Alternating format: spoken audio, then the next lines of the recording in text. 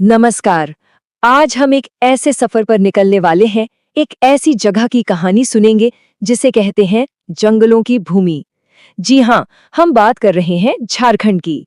अगले कुछ मिनटों में हम गहराई से जानेंगे कि आखिर क्या चीज झारखंड के भूगोल को इतना खास बनाती है, इसकी जमीन में कौन से खजाने छिपे हैं और इसकी असली पहचान क्या है।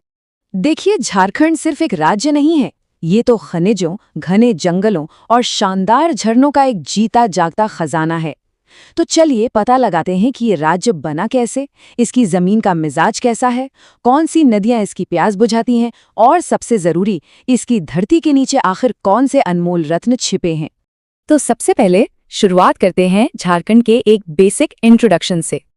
तो तारीख थी 15 नवंबर साल 2000, जब झारखंड भारत का 28वां राज्य बना। और इसका नाम में ही इसकी पूरी कहानी छिपी है। झार मतलब जंगल और खंड मतलब भूमि, बन गया जंगलों की भूमि, है ना कमाल। इसकी राजधानी तो रांची है और एक उपराजधानी भी है, दुमका। अच्छा, परिचय तो हो गया, अब जरा इसकी जमीन और इसकी सरहदों को भी देख लेते हैं। अगर हम इसके फैलाव की बात करें ना, तो ये पूरब से पश्चिम तक करीब 463 किलोमीटर और उत्तर से दक्षिण तक 380 किलोमीटर में फैला है।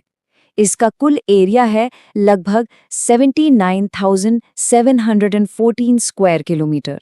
और एक बहुत ही जरूरी बात, झारखंड एक लैंडलॉक्ड स्टेट है। इसका मतलब इसकी कोई भी सीमा समंदर को नहीं छूती। ये चारों तरफ से 5 राज्यों से घिरा हुआ है। उत्तर में बिहार है, पूर्व में पश्चिम बंगाल, दक्षिण में ओडिशा और पश्चिम में छत्तीसगढ़ और उत्तर प्रदेश। 1365 मीटर, सोचिए जरा, ये ऊंचाई है झारखंड की सबसे ऊंची चोटी की। नाम है पारसनाथ शिखर, जो गिरिडीह जिले में है। ये सिर्फ एक चोटी नहीं, बल्कि राज्य का एक बहुत ही अहम स्थल भी है। तो चलिए अब जमीन से उतरकर पानी की तरफ चलते हैं। बात करते हैं झारखंड की उन नसों की जो इसे जिंदा रखती हैं, यानी यहाँ की नदियाँ और यहाँ का मौसम। यहाँ का जो रिवर सिस्टम है ना, वो बड़ा दिलचस्प है। आप कह सकते हैं कि यहाँ की नदियाँ मोटे तौर पर 2 टीमों में बटी हैं। एक टीम है सोन और पुनपुन जैसी नदियों की, जो उत्तर की तरफ बहकर गंगा में मिल जाती हैं, और दूसरी टीम है दामोदर और स्वर्ण रेखा जैसी बड़ी नदियों की, जो पूरब या दक्षिण की ओर बहती हुई सीधा बंगाल की खाड़ी में चली जाती हैं। और हाँ, जब नदियां पहाड़ों से कूदती हैं तो क्या बनता है? शानदार झरने। और झरनों के मामले में झारखंड का कोई जवाब नहीं। यहाँ का सबसे ऊंचा वाटरफॉल है बूढ़ा घाघ, जो पूरे 143 मीटर्स की ऊंचाई से नीचे आता है। इसके अलावा रांची के पास हुंड्रू फॉल्स, जो स्वर्ण रेखा नदी पर है, और दशम फॉल्स, जो कांची नदी पर है, ये सब देखने लायक हैं। अच्छा, नदियों और झरनों की बात तो हो गई, अब चलते हैं उस असली खजाने की तरफ जो झारखंड की धरती अपने सीने में छिपाए हुए है, यहाँ की खनिज और वन संपदा। आपको पता है, इंडस्ट्री की दुनिया में झारखंड का एक निकनेम है।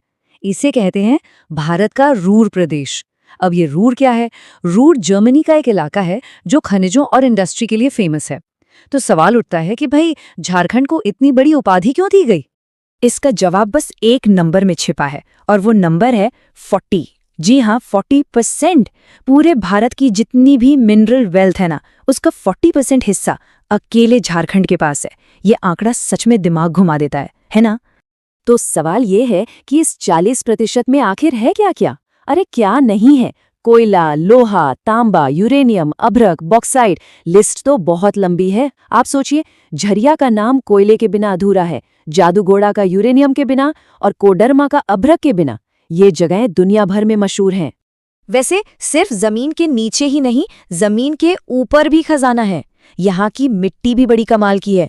करीब 90% हिस्से में तो लाल मिट्टी है, और ये मिट्टी इन घने जंगलों की जान है। हाँ, राजमहल की पहाड़ियों की तरफ जाएंगे तो वहाँ काली मिट्टी भी मिल जाएगी। और जाहिर सी बात है, जहाँ इतने जंगल हों वहाँ जंगली जानवर तो होंगे ही। यहाँ का बेतला नेशनल पार्क ऐतिहासिक रूप से बहुत महत्वपूर्ण है। क्यों? क्योंकि 1932 में दुनिया की पहली टाइगर सेंसस यानी बाघों की गिनती यहीं हुई थी। आप सोच सकते हैं, ये बताता है कि ये इलाका हमेशा से वाइल्ड लाइफ के लिए कितना रिच रहा है। तो अब सवाल ये उठता है कि इतनी जबरदस्त नेचुरल वेल्थ का मैनेजमेंट कैसे होता है और इसने इंडस्ट्री को कैसे खड़ा किया। चलिए अब प्रशासन और उद्योग पर एक नजर डालते हैं।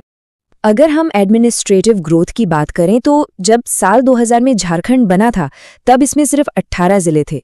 फिर 2001 में 4 और बने और 2007 में 2 और जिले जोड़े गए। तो आज की तारीख में झारखंड में कुल 24 जिले हैं।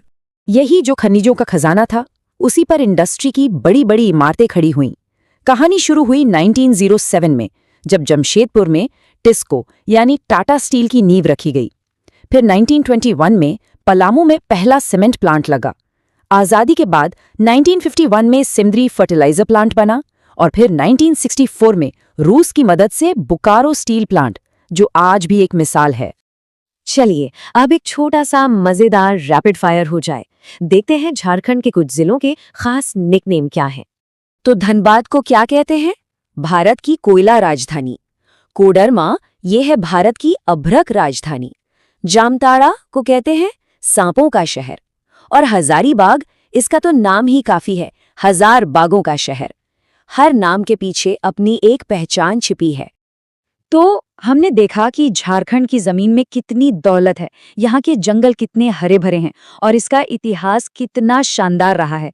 ये सब जानने के बाद मन में एक बड़ा सवाल उठता है कि इतनी विशाल प्राकृतिक संपदा और इतने समृद्ध इतिहास के होते हुए झारखंड के विकास का भविष्य आखिर कैसा होगा? ये एक ऐसा सवाल है जिसका जवाब हम सबको मिलकर सोचना होगा।